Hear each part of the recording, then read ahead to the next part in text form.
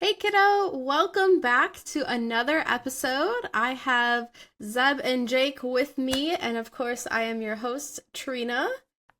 You guys want to say hi? Hi. Hello. We are talking all about the old piece today, which comes out on December 10th. And that is just around the corner. It's a couple days away from when we're recording this, but when you guys are listening to this, it'll probably be a day or so away. And it seems like just yesterday we were at TennoCon getting some teasers for the old piece, and now it's finally here. Are you guys excited? Yep. Yeah, I'm so excited. It is weird how yeah, it how quickly they come out with content because I feel like we just heard about this stuff and Yeah, it's for real. already out. It's Well, and they already yeah. just had an update like a month or two ago too, The just new like frame. with another new frame, and Yeah, it's just yeah, like constant updates, which is great. yeah, Yeah. for sure. All right. So, December 10th is when Old Piece comes out, and we want to talk about what we are most excited about for this update.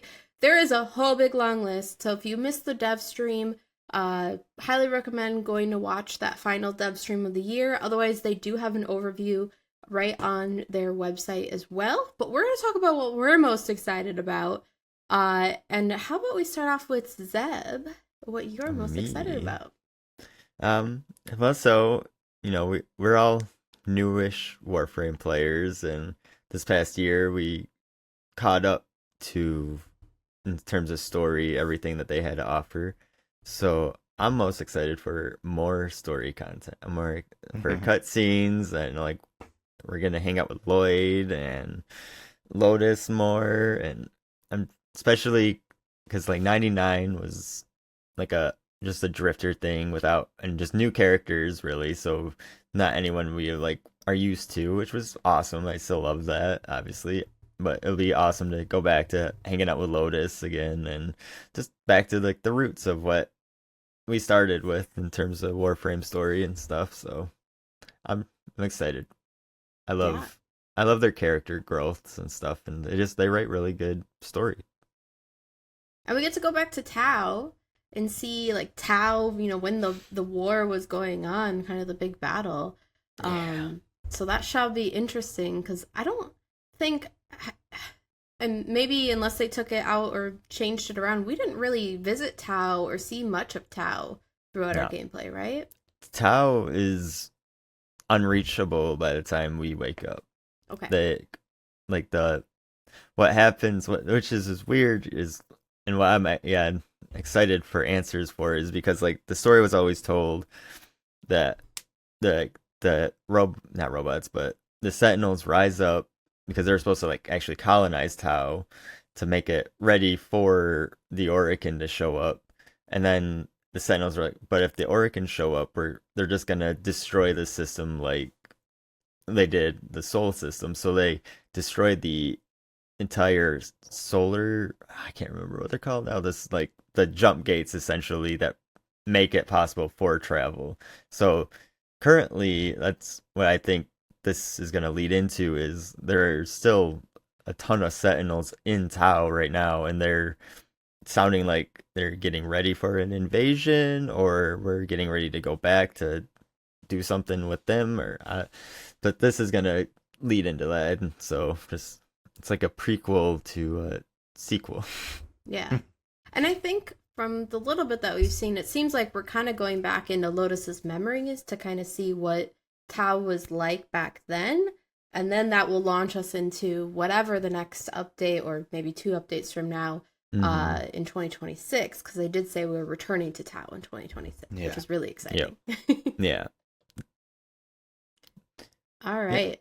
Well, I'm excited about new quests too. Like it's just always fun to see new cutscenes and learn a More little bit more. reveals and Yeah, for sure. I think we'll move on to Jake then. What are you most excited about? I am very excited for the new Protoframes that we're gonna be getting. So we've got Leon Allard. Leon Allard. I don't know if I should do like a French accent for every one of them, but so I think Leon is gonna be Uriel's Protoframe. I think that's what it was. Think so, yeah. Yeah, and then we've got Marie Leroux, who is the Wisp Protoframe that everyone is going crazy for. Mhm. And then we've got Roth, who is the Harrow Protoframe as well. So, Yes. and all of that also coincides with like new the Kim. Is it called Kim? It's called something different, isn't it? Yeah, I don't remember what they're calling it now for Yeah. this stuff, but yes, new conversations. Yeah, so there's going to be new conversations for each Protoframe as well, which is always really cool because they do a really good job of kind of like experiencing like you kind of learn stuff about yourself while you're playing that game or doing the conversations. So I'm interested to kind of see how that works for those characters. Mhm. Yeah, it'll be interesting to see if we are teaching them kind of about us, or like if they're teaching them more about, or teaching us about them a little bit more. Right. Because it sounded like at TennoCon when they talked about these conversations that they were going to be set up a little bit differently. That they was still going to be romanceable, but wasn't going to be quite the same as 99. So I don't think it's going to be as much exposition Mhm. in terms of our character basically telling us the story that we kind of missed, maybe. Yeah, for sure. Yeah, and then we'll be able to romance them separately from the other Protoframes, which is kind of cool. So, there's some time changes or something like that has to do with that. So, and then I think you're able to also bring them into like your studio, like your picture or something like that. Yes. Yeah. Your capture scenes. Capture, yeah. Mhm.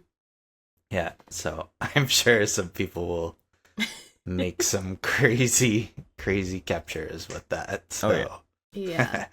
With Marie for sure. Yeah, exactly. Yeah. Yeah, they did like a teaser during the dev stream of like that romanceable scene that you kind of get towards the end, and it was just funny. They were like, "Turn it off, turn it off, turn it off." And Steve's reaction after they turned it off was like, "Okay, so are they all like that?" Yeah, they really played into the community hype around that character for sure. Yeah, for sure. So I think it's really cool too how we're going to be getting like all of the Gemini skins for all three Protoframes, as well as just Uriel is the new Warframe.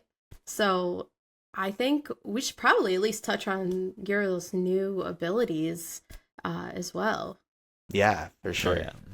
So so I guess he's got his new passive ability where he basically has 3 demons that he's able to summon. So I'm probably going to butcher these names. It's totally okay. Katanak.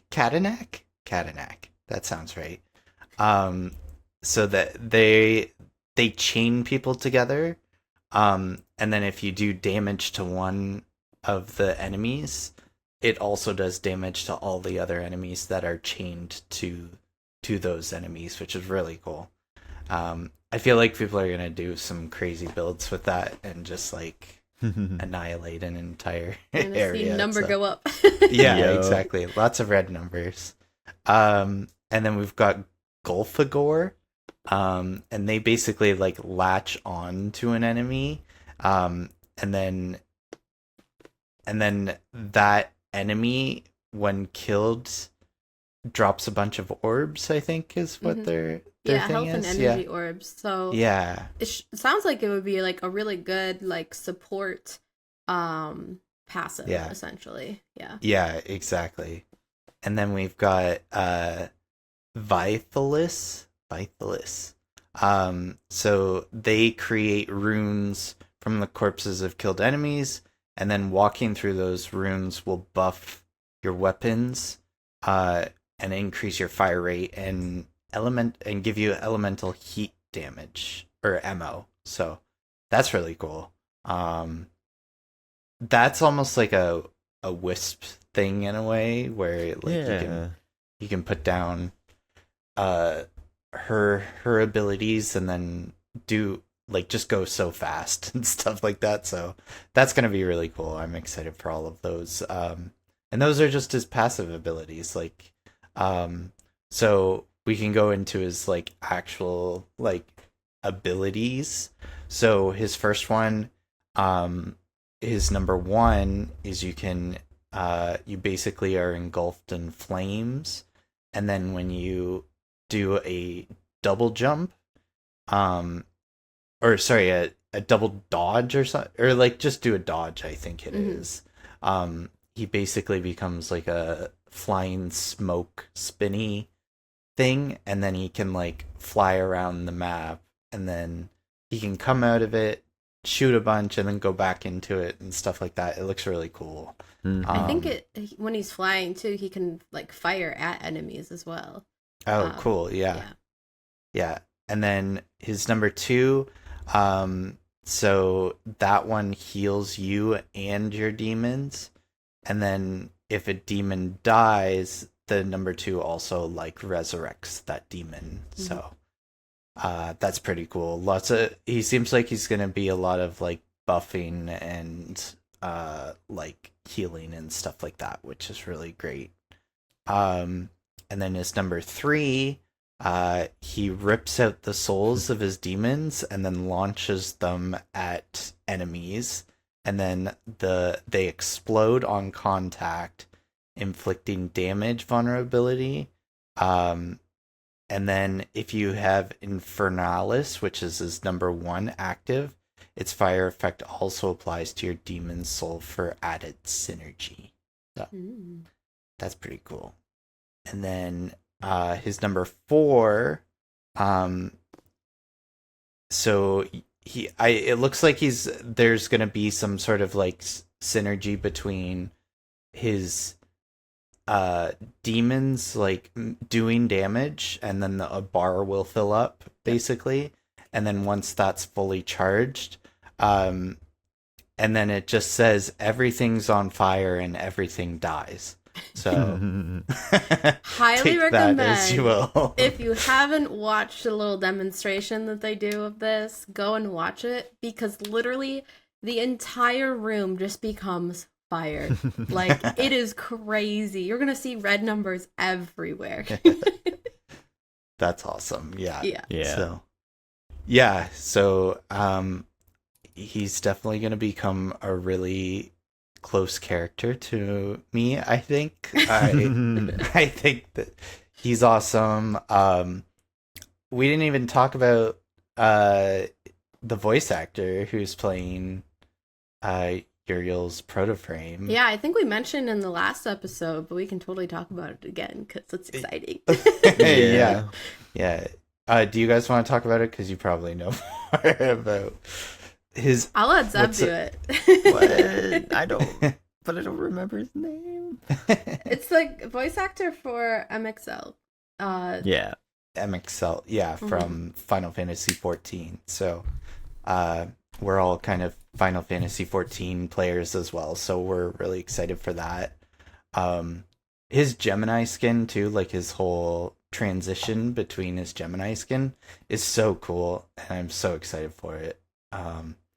So yeah, I feel like I'm gonna have to buy that bundle. And then we also didn't talk about, so he also has a bayonet that is coming with his, it'll probably be a pack or whatever. You'll be able to get it all in game and stuff just by doing like the new missions and whatnot, but like the new bayonet looks really cool.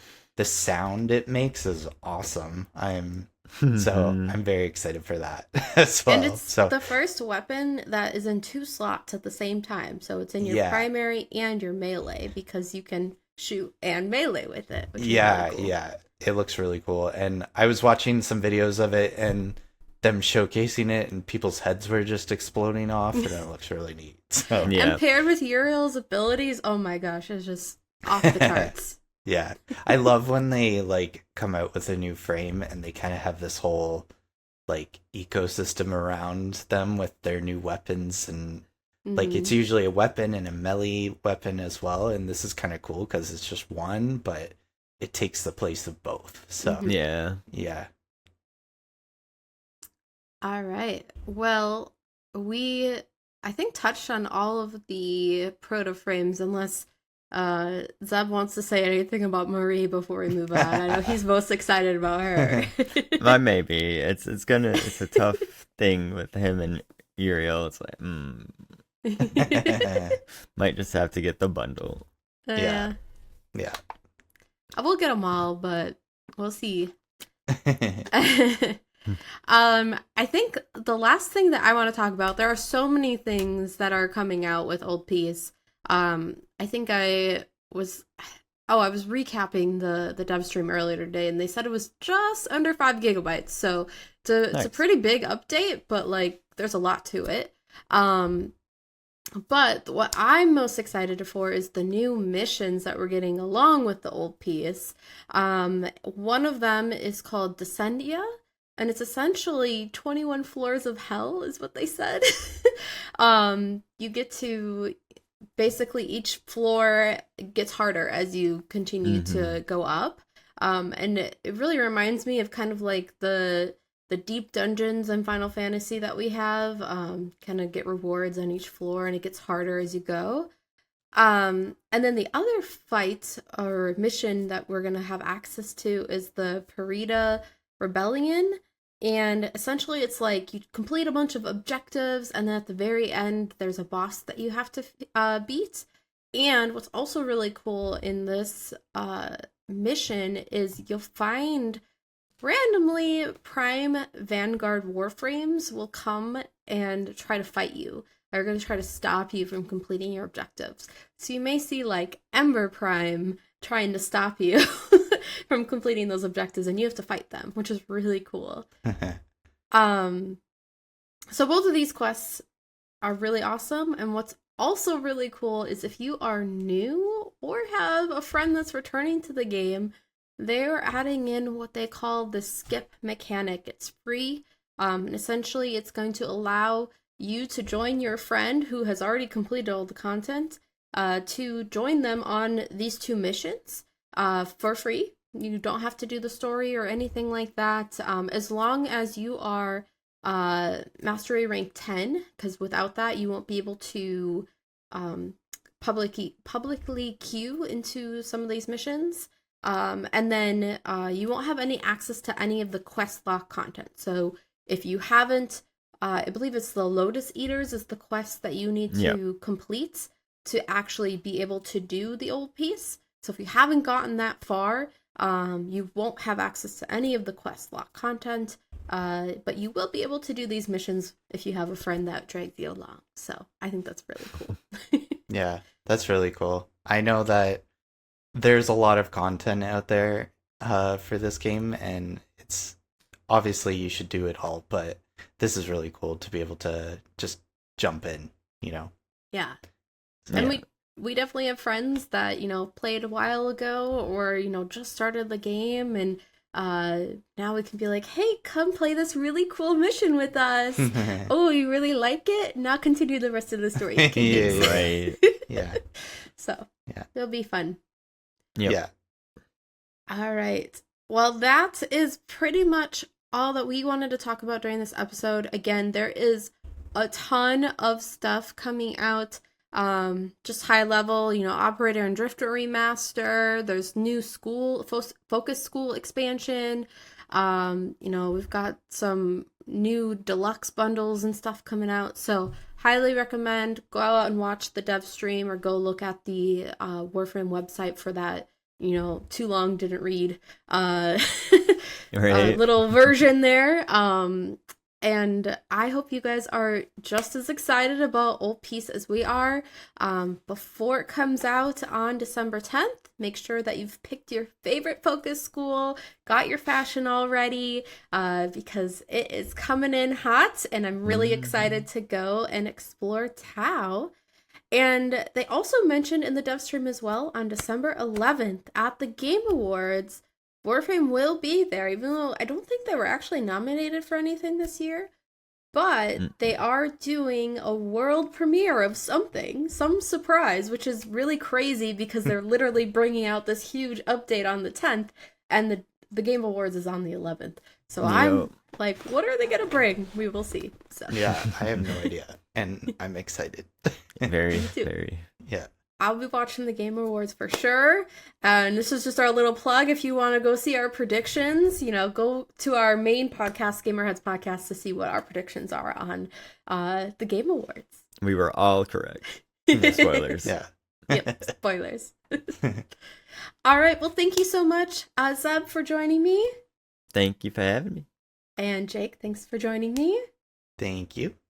And thank you, all of you, for joining me and listening to our Old Peace update and what we're most excited for. We hope to see you in the next episode, and make sure you like our episodes, comment if you have any suggestions of what you want to hear from us. And you should be able to find us out on our YouTube, Gamerheads Podcast, and you can find the Hey Kiddo podcast on any of your favorite streaming platforms. We'll see you next time. Thank you. Bye. Bye.